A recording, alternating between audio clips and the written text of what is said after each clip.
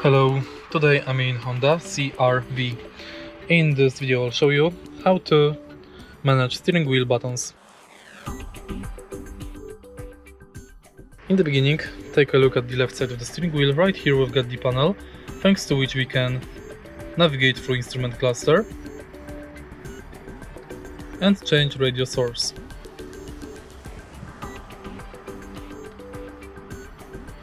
Next, we've got the panel thanks to which we can answer the calls and the calls and activate voice assistant. On the right side we've got the panel thanks to which we can manage cruise control and speed limiter. And in the end we've got the panel thanks to which we can navigate through instrument cluster display. Of course, if you press right here you will use horn.